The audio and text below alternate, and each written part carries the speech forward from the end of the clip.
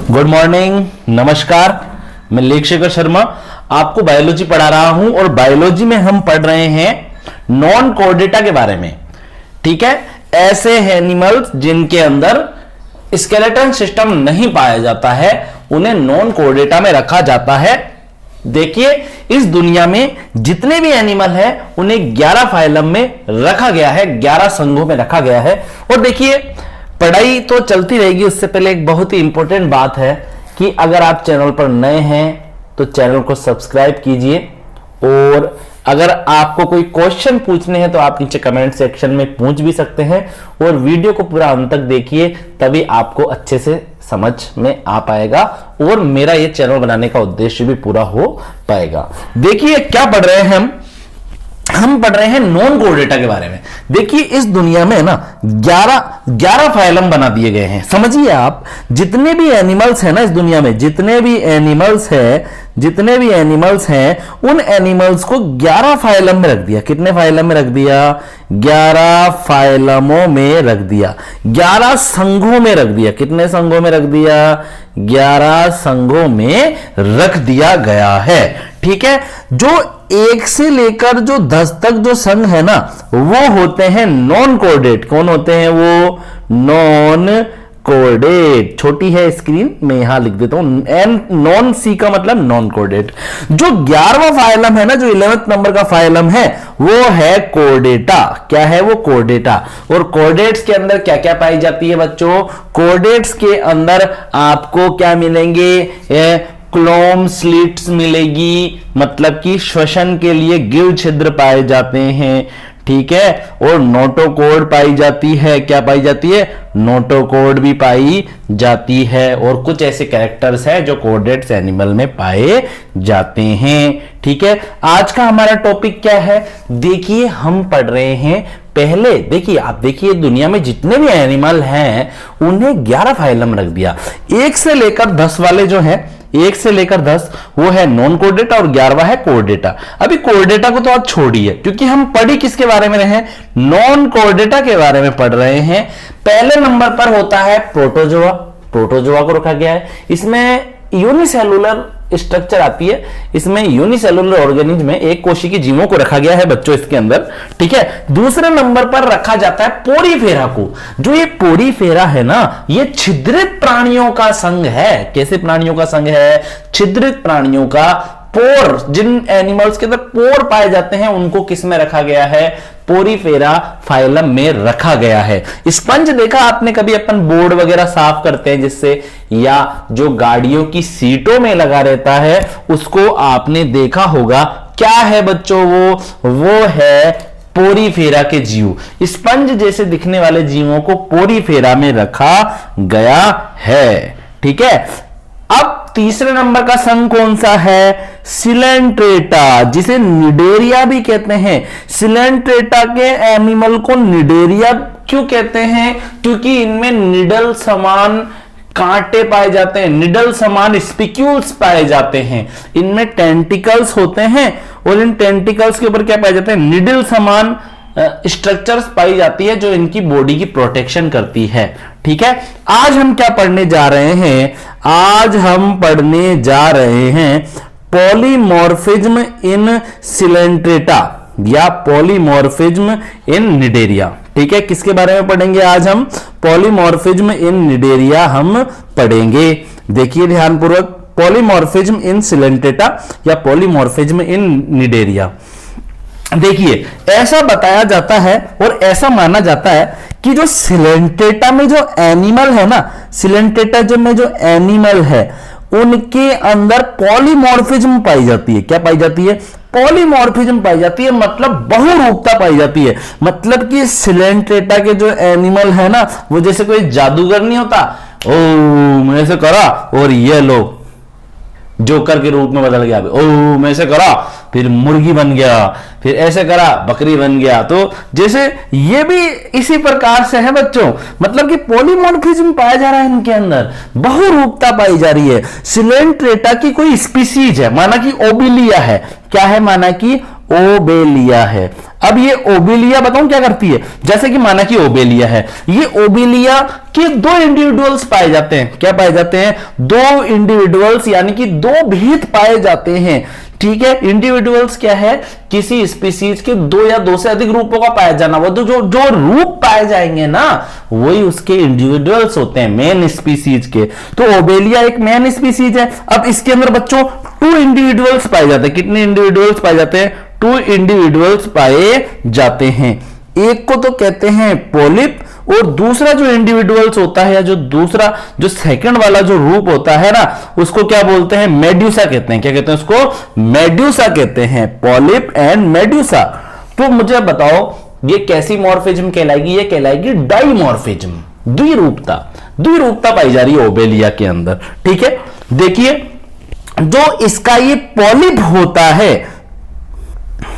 देखिए ये ना 2 रूपों में मिलता है। और जैसे कि जो ओबेलिया है, देखो मैं बार बार ओबेलिया बोलूं चाहे सिलेंटेटा बोलूं, एक ही बात है, क्योंकि सिलेंटेटा फाइलम का एक सदस्य है ओबेलिया। ओबेलिया के जो कैरेक्टर्स होंगे वही सिलेंट्रेटा के कैरेक्टर्स होंगे, और जो सिलेंट्रेट्स के कैरेक्टर होंगे वही तो ओबेलिया के कैरेक्टर होंगे। बच्चों मैं आपसे बोलूं कि मानव के जो कैरेक्टर है वही कोर्डेटा के कैरेक्टर, और जो कोर्डेटा कैरेक्टर वही मानव के कैरेक्टर। तो ये ऐसे है ना। तो ओबेलिया का एग्जांपल देखिए, मैं आपको समझा रहा हूं। ओबेलिया है ना 2 इंडिविजुअल्स में पाया जाता है, 2 रूप होते हैं इसके। पॉलिप के रूप में ही मिलता है, ठीक है, और मेड्यूसा के रूप में मिलता है। देखिए पॉलिप क्या होता है? पॉलिप है ना प्लांट के समान दिखता है इसका। जो पॉलिप जो इसका पॉलिप वाला जो इंडिविजुअल्स है ना, जो पॉलिप वाला जो रूप है इसका, वो प्लांट के टाइप का होता है। ठीक है, सेसाइल होता है। सेसाइल मतलब क्या होता है? अपने नीचे एक, इसके नीचे डिस्क लाइक स्ट्रक्चर होती है, नीचे डिस्क लाइक स्ट्रक्चर, और इस डिस्क लाइक स्ट्रक्चर द्वारा ये किसी सब स्ट्रेटम से चिपका रहता है, किसी चट्टान वगैरह से चिपका रहता है। ठीक है, प्लांट में जिस प्रकार से जड़ों के द्वारा प्लांट जमीन से नहीं चिपके रहते, वैसे ही यह अपनी इस नीचे वाली डिस्क के द्वारा सब स्ट्रेटम से अर्थात चट्टान वगैरह से चिपका रहता है। जिस प्रकार जड़ के ऊपर वाला भाग तना होता है, उसी प्रकार से पॉलिप के अंदर बॉडी स्टाल्क पाई जाती है। ठीक है, जो इसकी बॉडी को आधार प्रदान करती है। ठीक है, यहां पर देखिए, यहां पर ये ऊपर की तरफ क्या दिखाई दे रहा है? गोल सा। क्या है ये गोल सा? ये इसका माउथ है, और माउथ के द्वारा बच्चों ये इसमें भोजन ग्रहण कर सकता है, न्यूट्रिशन प्राप्त कर सकता है। देखो यहां पर अच्छी, देखो एक विशेषता देखो, माउथ भी इसका यही छिद्र है, माउथ भी यही है, और एनस भी यही है। इसी से खाएगा और इसी से निकालेगा। आई बात आपको समझ में? ठीक है, माउथ के चारों तरफ टेंटिकल्स पाए जा रहे हैं, स्पर्शक पाए जा रहे हैं। स्पर्शक, ये टेंटिकल्स क्या कार्य करते हैं? ये टेंटिकल्स इसकी प्रोटेक्शन करते हैं। ठीक है, साथ ही साथ शिकार में भी सहायता करते हैं, क्योंकि अभी अपन ने बोला ना सिलेंटेटा को निडेरिया भी कहते हैं। अरे तो बच्चों जो वो निडल नुमा जो जहरीली जो दंश कोशिकाएं पाई जा रही है ना, जो जहरीली जो सेल पाई जा रही है, जो स्टिंग सेल पाई जा रही है, स्टिंग सेल जो, ठीक है, डंक जो कोशिकाएं पाई जा रही है, वो इन टेंटिकल्स पे ही तो पाई जा रही है। ऐसे ऐसे होती है, यहाँ पे तो दिखाई नहीं गई है, लेकिन टेंटिकल्स पे पाई जाती है। ये टेंटिकल जब हिलते रहते हैं तो किसी मछली के जब टच होते हैं तो ये जो दंश सेल है मछलियों में चुभ जाती है। ठीक है, तो यहां पर टेंटिकल्स पाए जा रहे हैं माउथ और एनस के चारों तरफ। ये टेंटिकल्स इसकी प्रोटेक्शन भी कर रहे हैं, साथ ही साथ फूड को कैच करके उसको इस माउथ में डालने का काम भी कर रहे हैं। ठीक है, देखो जिस प्रकार से हमारा माउथ हमारी एलिमेंट्री कैनाल में खुलता है ना, तो इनमें कोई एलिमेंट्री कैनाल तो नहीं पाई जाती है, लेकिन इनके अंदर एक गैस्ट्रोवेस्कुलर कैविटी पाई जाती है। तो जो ये फूड माउथ से कौन सी कैविटी में जाता है? गैस्ट्रोवेस्कुलर गुहा में या गैस्ट्रोवेस्कुलर कैविटी के अंदर जाता है। देखो आपने सुना होगा ना gastric juice, gastric juice. Gastric juice क्या है? अरे पाचन से संबंधित जो रस है, जो भोजन के पाचन में सहायता करे, वही तो गैस्ट्रिक जूस है। तो ठीक है, तो ये गैस्ट्रो मतलब पाचन से संबंधित शब्द होता है। तो ये गैस्ट्रोवेस्कुलर कैविटी क्या है? इसकी एक भोजन को पचाने वाली एक कैविटी है। ठीक है, यहां तक आगे बात आपको समझ में? ध्यानपूर्वक देखिए, जो ये गैस्ट्रोवेस्कुलर जो कैविटी है, इसके ऊपर एक ना पीली पीली सी एक लेयर चढ़ी हुई आपने देखी होगी। ये क्या है? गैस्ट्रोडर्मिस है। जो इस गैस्ट्रोवेस्कुलर कैविटी के ऊपर जो वॉल पाई जा रही है, जो मेम्ब्रेन या भित्ति जो पाई जा रही है, वो गैस्ट्रोडर्मिस है बच्चों। ठीक है, और देखिए ध्यानपूर्वक, इस पॉलिप के ऊपर की जो सबसे ऊपर की जो भित्ति होती है, उसको क्या बोलते हैं?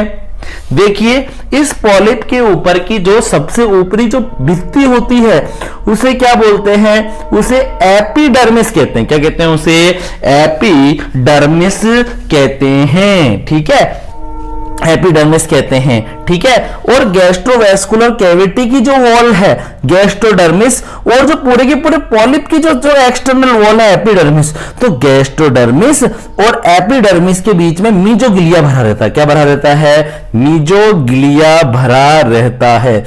क्या भरा रहता है? मीजोग्लिया भरा रहता है। ठीक है, तो ये पॉलिप है। क्या है ये है अपना पॉलिप। ठीक है, पॉलिप।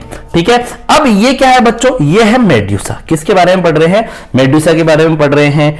देखिए ध्यानपूर्वक आप समझिए, जो ये पॉलिप होता है ना, इस पॉलिप के अंदर है ना छोटी छोटी सेल्स होती है, और ये सेल्स एसेक्सुअल रिप्रोडक्शन द्वारा, देखो इसके अंदर एक है ना बर्ड्स बन जाती है। क्या बन जाती है? एक बर्ड, ऐसी बर्ड बन जाती है, एक मुकुल जैसा बन जाता है, और बर्ड के अंदर बहुत सारे छोटे छोटे छोटे छोटे छोटे छोटे मेड्यूसा बंद रहते हैं। ठीक है, जब ये बर्ड फटती है ना, तो ये मेड्यूसा कहां आ जाते हैं? बाहर आ जाते हैं, और थोड़े बड़े हो जाते हैं साइज में। ठीक है, तो यहां पर अपन क्या कह सकते हैं कि पॉलिप में एसेक्सुअल रिप्रोडक्शन हो रहा है, बडिंग मेथड द्वारा एसेक्सुअल रिप्रोडक्शन हो रहा है, जिससे क्या बन रहा है बच्चों? जिससे मेड्यूसा बन रहा है। क्या बन रहा है? जिससे मेड्यूसा बन रहा है। देखिए मेड्यूसा भी बिल्कुल इसके समान ही है, मेड्यूसा भी बिल्कुल इसी के समान है, दोनों समान ही है, लेकिन दोनों की स्ट्रक्चर से भी क्या अलग अलग है। यहां पर देखिए, यहां पर वेंट्रल सरफेस क्या होती है? देखो आप समझना, जैसे कोई जीव है, समझना हमेशा, जैसे कि ये कोई मछली है ना, जैसे ये कोई मछली है, तो समझाएगा मछली है, तो हमेशा जो ऊपरी सरफेस होती है ना, ये वेंट्रल, ये कौन सी होती है? डोर्सल सरफेस होती है। कौन सी होती है? डोर्सल। और जो नीचे वाली सरफेस होती है, ये कौन सी होती है बच्चों? वेंट्रल सरफेस होती है। ठीक है, तो यहां पर आप देखिए, यहां पर जो माउथ या जो एनस है वो पॉलिप की वेंट्रल सरफेस पर है। किस पर है? ऊपर है, वेंट्रल सरफेस पर है, और यहां पर जो माउथ और जो एनस है वो नीचे की तरफ सरफेस पर है। यानी कि यहां पर जो माउथ और जो एनस है ना, वो डोर्सल सरफेस पर है, और जो मेड्यूसा है उसके अंदर माउथ या जो एनस है, माउथ और एनस, वो इसकी वेंट्रल सरफेस पर है। ठीक है, वही सबसे बाहर की तरफ जो ये मेम्ब्रेन दिख रही है आपको, ये क्या है? ये एपिडर्मिस है, उसी के समान ही। ठीक है, पॉलिप की टाइप ही। ठीक है, ये क्या है? ये माउथ किस में जा रहा है? इसका गैस्ट्रोवेस्कुलर कैविटी में जा रहा है, और इसकी मेम्ब्रेन को क्या कहते हैं? गैस्ट्रोवेस्कुलर कैविटी की जो ये येलो येलो सी कलर की जो ये मेम्ब्रेन, इसको क्या बोलेंगे? गैस्ट्रोडर्मिस बोलेंगे। और गैस्ट्रोडर्मिस और एपिडर्मिस के बीच में क्या पाया जाता है? मीजोग्लिया भरा रहता है। क्या भरा रहता है? मीजोग्लिया भरा रहता है। ठीक है, अब अपन इसके कैरेक्टर्स देख लेते हैं। क्या देख लेते हैं अपन? इसके कैरेक्टर्स देख लेते हैं। पहले तो अपन कुछ शब्द पढ़ लेते हैं। पॉलीमॉर्फिज्म क्या है? देखिए, polymorphism, the phenomenon of occurrence of an individuals in two or more distinct morphological and functional forms। यहां पर क्या बताया गया है कि ये पॉलीमॉर्फिज्म क्या है? पॉलीमॉर्फिज्म एक ऐसी ऑक्यूरेंस है, ठीक है, एक ऐसी घटना है जिसके अंदर क्या होता है, किसी स्पीसीज के दो या दो से अधिक इंडिविजुअल्स पाए जाते हैं, किसी जाति के दो या दो से अधिक रूप या विभेद पाए जाते हैं। जैसे अभी मैंने आपको बताया था, ओबेलिया के दो रूप पाए जा रहे थे, पॉलिप और मेड्यूसा, पी से पॉलिप और एम से मेड्यूसा। ठीक है, it occurs in the same species of an individuals. एक ही जाति के क्या हो सकते हैं? दो या दो से अधिक इंडिविजुअल्स हो सकते हैं, विभेद हो सकते हैं। जैसे ओबेलिया के जो दो इंडिविजुअल्स कौन सा था? एक तो था ऐसा प्लांट जैसा, क्या था ऐसा प्लांट जैसा? एक तो था पॉलिप, ये क्या था? पॉलिप। ठीक है, पॉलिप। और दूसरा वाला क्या था बच्चों?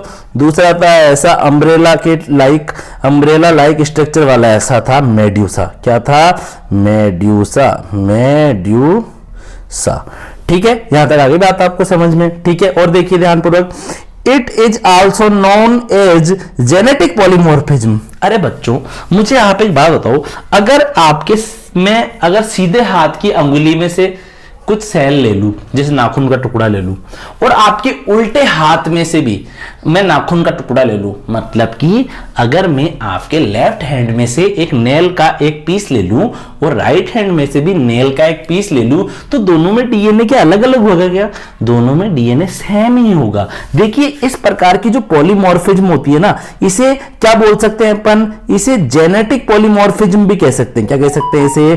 जेनेटिक पॉलीमॉर्फिज्म भी कह सकते हैं, क्योंकि यहां पर क्या है, माना कि रूप दो भिन्न भिन्न है, रूप दो भिन्न भिन्न है, ये पॉलिप है, ये मेड्यूसा है, लेकिन है तो दोनों एक ही स्पीसीज, है तो दोनों एक ही एनिमल के दो रूप, तो दोनों का डीएनए क्या होगा? सेम होगा। और जब दोनों का डीएनए सेम होता है तो इसे क्या बोलते हैं? जेनेटिक पॉलीमॉर्फिज्म कहते हैं। ठीक है, यहां तक आ गई बात आपको समझ में? आगे देखिए आप ध्यानपूर्वक। For example, different individuals of a species may remains separate as represented by various castes in termites, ants, कुबान, स्नेल आदि। बच्चों ऐसे के ऐसे ही इंडिविजुअल्स किस में पाए जाते हैं? ऐसे के ऐसे इंडिविजुअल्स दीमकों में, टर्माइट में, आंट्स में और स्नेल के अंदर भी पाए जाते हैं। देखो मुझे बताओ, मैं आपके सामने बोलूं टर्माइट, अब बताओ टर्माइट क्या अलग अलग स्पीसीज है या एक ही स्पीसीज है? अरे भाई एक ही स्पीसीज है, लेकिन टर्माइट के अंदर, अब आप टर्माइट के अंदर क्या होता है? क्वीन टर्माइट भी होती है जो सबसे बड़ी होती है, ठीक है। मेल टर्माइट भी होता है जो क्या करता है, उसके साथ में मेथुन की क्रिया द्वारा क्या करता है, वो फर्टिलाइजेशन कर देता है अंडों का, ठीक है। उसी प्रकार से यहां पर क्या होते होंगे, यहां पर सैनिक भी होते हैं, मतलब वर्कर या सिपाही वगैरह भी होते हैं। चींटियों में भी इसी प्रकार से होता है। चींटियों में एक रानी चींटी होती है, ठीक है, क्वीन आंट होती है, एक ड्रोन होता है, मतलब एक मेल होता है, मेल जो उससे क्या कर सकता है, उससे फर्टिलाइजेशन करवाता रहता है उसके एग को, ठीक है। और बाकी के क्या होते हैं, बाकी के सिपाही होते हैं, ठीक है, या वर्कर होते हैं। कुबान स्लेन, अब देखो टर्माइट में 3 तरह के हो गए, रानी, राजा और वर्कर। चींटियां भी 3 तरह की होगी, रानी, राजा, वर्कर, लेकिन जाति तो एक ही है ना, चींटी, ठीक है। तो इंडिविजुअल्स पाए जा रहे हैं, इसी तो क्या बोल रहे हैं, किसी सेम स्पीसीज के भिन्न भिन्न इंडिविजुअल्स को पाए जाने को क्या बोलते हैं, पॉलीमॉर्फिज्म कहते हैं, ठीक है। अब आप देखिए ध्यानपूर्वक, polymorphism is an important feature of phylum Coelenterata. Polymorphism important feature है, सिलेंट्रेटा का क्या है, एक वेरी वेरी इंपॉर्टेंट फीचर है, बहुत ही महत्वपूर्ण बच्चों क्या है, ये विशेषता है इसकी बहुत ज्यादा सिलेंट्रेटा की, कि इसमें पॉलीमॉर्फिज्म पाया जाता है। Each individuals member of Coelenterata is known as zooids. यहां पर ओबेलिया के 2 इंडिविजुअल्स थे, पॉलिप और मेड्यूसा, इनको जोइड्स भी कह सकते हैं। ये पहले नंबर का जोइड्स है, सेकंड नंबर का जोइड्स है। तो जो भी सिलेंट्रेटा के जो स्पीसीज होती है या जो एनिमल्स होते हैं, जो सिलेंट्रेटा की जो स्पीसीज या जो एनिमल होते हैं, और उनमें जो इंडिविजुअल्स पाए जाते हैं ना, उन्हें क्या बोलते हैं, उन्हें जोइड्स कहते हैं, जंतुक या क्या कह सकते हैं, जीवक भी कह सकते हैं, ठीक है।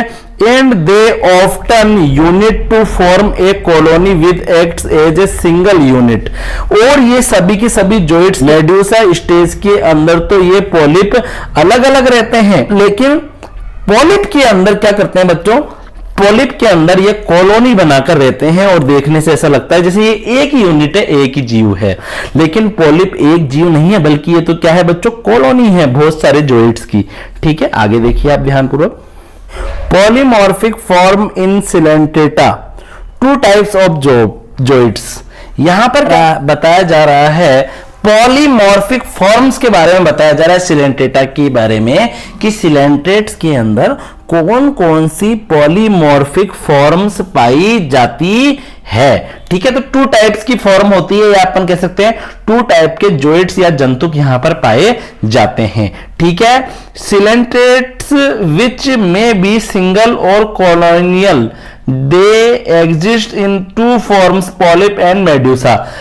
देखिए जो सिलेंट्रेट्स हैं, मतलब जो सिलेंट्रेटा के जो प्राणी हैं, जो एनिमल है, ये अकेले भी देखे जा सकते हैं, और ये कॉलोनी के रूप में भी ये रहते हैं, कॉलोनी बनाकर भी रहते हैं, अकेले भी रहते हैं, ठीक है। और ये 2 रूपों में मिलते हैं जनरली, पॉलिप्स और मेड्यूसा, ठीक है। ये रहा अपना पॉलिप्स, ठीक है।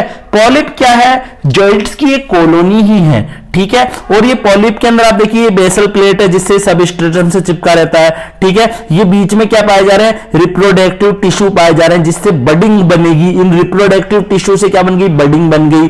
फिर बडिंग के अंदर क्या है? बडिंग से ही तो क्या बनते हैं? बहुत सारे मेड्यूसा बन जाते हैं। क्या बन जाते हैं? बहुत सारे मेड्यूसा बन जाते हैं। और ये मेड्यूसा मेल एंड फीमेल होते हैं, ठीक है। तो यहां पर पॉलिप में एसेक्सुअल रिप्रोडक्शन हुआ, और एसेक्सुअल रिप्रोडक्शन भी कौन सा हुआ? बडिंग मेथड द्वारा, और इससे मेड्यूसा बन गए, ठीक है। बीच के अंदर देखिए ऊपर की तरफ माउथ पाया जा रहा है जो एनस का भी काम कर रहा है, जिससे न्यूट्रिशन लेगा और इसी से फिर एक्सक्रेटरी मटेरियल को बाहर निकाल देगा। माउथ के चारों तरफ टेंटिकल्स पाए जा रहे हैं। सबसे ऊपर की जो लेयर पाई जा रही है उसे एक्टोडर्म कहेंगे। एक्टोडर्म के अंदर वाली जो लेयर है उसे क्या कहेंगे? एंडोडर्म कहेंगे। और बच्चों जो ये बीच में सिलेंट्रोन जो गुहा पाई जा रही है, जो गैस्ट्रोवेस्कुलर कैविटी थी ना, उसको सिलेंट्रोन भी कह सकते हैं। बीच में जो गुहा पाई जा रही है ना, जो माउथ से जुड़ी हुई है, वो जो फूड वगैरह इस सिलेंट्रोन में आ रहा है, जो गुहा पाई जा रही है, इस सिलेंट्रोन की मेम्ब्रेन देखो, ध्यानपूर्वक देखो, देखो इस सिलेंट्रोन की मेम्ब्रेन, ठीक है। और जो ये मेन जो ये एक्टोडर्म वाली जो या जो एपिडर्मिस है, इसके बीच में क्या भरा हुआ है? इसके बीच में मीजोग्लिया भरा हुआ है, ठीक है। तो यहां तक आपको समझ में आ गई होगी स्ट्रक्चर। देखिए जो सिलेंटेटा जो फाइलम है उसमें कुछ बहुत सी क्लासें रखी गई है, और उसमें एक क्लास है अपनी, कौन सी? एक क्लास है अपनी हाइड्रोजोआ। कौन सी क्लास है? हाइड्रोजोआ। कौन सी क्लास है बच्चों? हाइड्रोजोआ क्लास है। देखिए in Hydrozoa polyp has tubular body with a mouth surrounded by tentacles at one end. यहां पर क्या बोल रहा है कि पॉलिप के अंदर माउथ पाया जाता है, ठीक है। बॉडी इसकी क्या होती है? बॉडी इसकी ट्यूब्यूलर होती है, नलिका समान होती है, और माउथ के चारों तरफ, माउथ के सराउंडेड टेंटिकल्स पाए जाते हैं जो इसकी प्रोटेक्शन करते हैं, फूड को पकड़ने का काम करते हैं, फूड को माउथ में पहुंचाने का कार्य करते हैं, ठीक है। अदर एंड इज ब्लाइंड होता है। क्या होता है? ब्लाइंड होता है। जो अदर एंड होता है ना, वो क्या होता है? ब्लाइंड होता है। And usually attach to pedal disc to the substratum. जो इसका दूसरा सिरा होता है ना, वो नीचे वाला, वो डिस्क होती है, ब्लेंड होती है, ठीक है। और वो सबस्ट्रेटम चट्टान वगैरह से चिपकाने में पॉलिप की हेल्प करती है। पॉलिप आर जनरली सेसाइल होते हैं। सेसाइल का मतलब क्या होता है? स्थानबद्ध होते हैं, मतलब कि अचल होते हैं, मतलब कि एक ही जगह से पौधे के समान चिपके रहते हैं, ठीक है। और देखिए ध्यानपूर्वक, दे रिप्रोड्यूस एसेक्सुअली। इनमें एसेक्सुअल रिप्रोडक्शन पाया जाता है, अलैंगिक जनन होता है इनमें। और कौन सी मेथड द्वारा? मुकुलन मेथड द्वारा। एसेक्सुअल रिप्रोडक्शन पाया जा रहा है बडिंग मेथड द्वारा, जिससे क्या बनते हैं? मेड्यूसा बनते हैं। लेकिन मेड्यूसा क्या होते हैं बच्चों? मेड्यूसा के अंदर मेल गेमेट्स और फीमेल गेमेट्स बनते हैं, तो उसके अंदर मेल गेमेट्स और फीमेल गेमेट्स में फ्यूजन को फर्टिलाइजेशन कहते हैं। फर्टिलाइजेशन से क्या बनता है बच्चों? ब्लास्टुला बनता है। ब्लास्टुला से फिर वापिस एम्ब्रियो बनता है, और एम्ब्रियो से फिर वापिस क्या बन जाता है बच्चों? धीरे धीरे वापिस पॉलिप बन जाता है। तो इसमें क्या पाया जाता है? इसके अंदर पीढ़ी एकांतरण पाया जाता है। पीढ़ी एकांतरण, पॉलिप से मेड्यूसा, मेड्यूसा से पॉलिप, पॉलिप में एसेक्सुअल रिप्रोडक्शन हुआ, मेड्यूसा बन गए, मेड्यूसा में एसेक्सुअल रिप्रोडक्शन हुआ, वापस पॉलिप बन जाएगा। तो इस प्रकार से पीढ़ी एकांतरण चलता रहेगा, इनका लाइफ साइकिल इस प्रकार से चलता रहता है। अब अपन देख लेते हैं मेड्यूसा के बारे में। मेड्यूसा क्या है भैया? मेड्यूसा को देख लेते हैं ध्यानपूर्वक कि मेड्यूसा क्या है। देखिए मेडुसा के बारे में देखिए, वही देखिए बाहर की तरफ एक्टोडर्म है, ठीक है, और भीतर की तरफ क्या पाई जा रही है? देखिए बाहर की तरफ एक्टोडर्म है, ये नीचे इसका माउथ है, ठीक है, माउथ है। ये ओरल आर्म का मतलब क्या है? टेंटिकल्स ही है। देखिए ये माउथ के पास में कुछ आर्म नुमा स्ट्रक्चर भी पाई जा रही है, टेंटिकल्स भी पाए जा रहे हैं, दोनों ही प्रोटेक्शन में फूड को अंदर पहुंचाने का काम करता है। यहाँ पे टिश्यू भरा हुआ है इस एनिमल के अंदर, इसे मीजोग्लिया कहते हैं, ठीक है। और यहाँ पर इसमें रिप्रोडक्टिव टिश्यू पाए जा रहे हैं जो गैमेट्स बनाएंगे, ठीक है। इसका माउथ कहां जाकर खुल रहा है? एक सिलोन के अंदर खुल रहा है, एक कोलेंट्रॉन में जाकर खुल रहा है, अरे सिलेंट्रॉन में जाकर खुल रहा है। किसमें खुल रहा है? सिलेंट्रॉन में जाकर खुल रहा है, ठीक है। और बाहर की तरफ एक्टोडर्म पाई जा रही है, और एक्टोडर्म के अंदर क्या पाई जा रही है? एंडोडर्म पाई जा रही है, ठीक है। In Hydrozoa medusa has a bowl और umbrella shaped body with marginal tentacles and mouth centrally located on a projection called manubrium of the lower concave surface.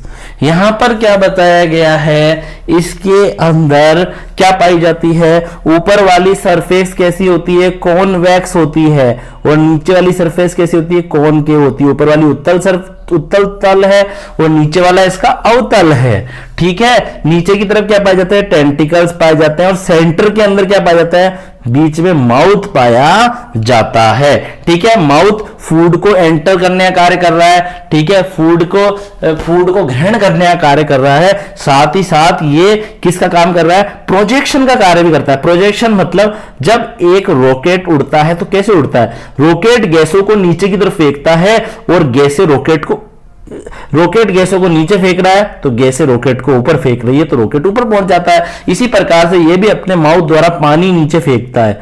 ठीक है, तो जब पानी नीचे फेंकेगा तो इसका शरीर ऊपर बढ़ जाएगा। ठीक है, तो प्रोजेक्शन का भी कार्य कर रहा है माउथ। ठीक है, तो इन हाइड्रोजोआ मेड्यूसा हेज बाउल और अम्ब्रेला शेप्ड मेड्यूसा का आकार किसके समान होता है, हाइड्रोजोआ क्लास में रखा गया है इसे। ठीक है, इसका आकार बाउल प्याले के समान या अम्ब्रेला छाते के समान होता है। इसके माउथ के चारों तरफ टेंटिकल्स पाए जाते हैं, माउथ सेंटर में पाया जाता है। ठीक है, बॉडी के वेंट्रल सरफेस के ऊपर। ठीक है, और ये प्रोजेक्शन का कार्य भी करता है और भोजन को ग्रहण करने का कार्य भी करता है। मेडुसा आर जनरली मोटाइल होते हैं। क्या होते हैं बच्चों, जो पॉलिप थे वो प्लांट के समान एक जगह पर सेसाइल रहते हैं, चिपके रहते हैं, नॉन मोटाइल होते हैं। लेकिन मेडुसा तो क्या है, जनरली मोटाइल है, सामान्यतः गतिशील होते हैं, चलनशील होते हैं, चल सकते हैं, यहां वहां पहुंच जाते हैं पानी में तैरते हुए अपने इन आर्म और टेंटिकल्स इनकी सहायता से। ठीक है, और देखिए आप ध्यानपूर्वक दे रिप्रोड्यूस सेक्सुअली, इनमें सेक्सुअल रिप्रोडक्शन पाया जाता है। मतलब कि मेडुसा 2 टाइप के होते हैं, एक मेडुसा के अंदर तो बनते हैं मेल गेमेट स्पर्म और दूसरे में बनते ओवम, और दोनों में फर्टिलाइजेशन से जायगोट बनता है। जायगोट में क्लीवेज से क्या बनता है, ब्लास्टुला, ब्लास्टुला से फिर क्या बन जाता है, वापस पॉलिप बन जाता है। ठीक है, देखिए आज अगर हम आगे बढ़ेंगे तो हमारा वीडियो बड़ा हो जाएगा। नेक्स्ट क्लास के अंदर हम क्या पढ़ेंगे, इंपोर्टेंस ऑफ पॉलीमॉर्फिज्म के बारे में पढ़ेंगे कि क्या इसका महत्व है और ऐसा क्यों पाया जाता है। देखिए जनरली ये है ना, श्रम विभाजन के लिए ही पाया जाता है। आ रही बात आपको समझ में, ताकि लेबर का बंटवारा हो जाए। ठीक है, ताकि एक ही एनिमल पे ज्यादा लोड ना आए। देखिए जो आज मैंने आपको पढ़ाया है, हो सकता है वो आपको समझ में आया हो। अगर आप मन लगाकर पढ़ेंगे, नोट्स बनाएंगे साथ के साथ, तो आपको जरूर समझ में आएगा। आप सभी अपना ख्याल रखिए, चैनल को सब्सक्राइब कीजिए। सभी को राधे राधे, जय श्री कृष्ण।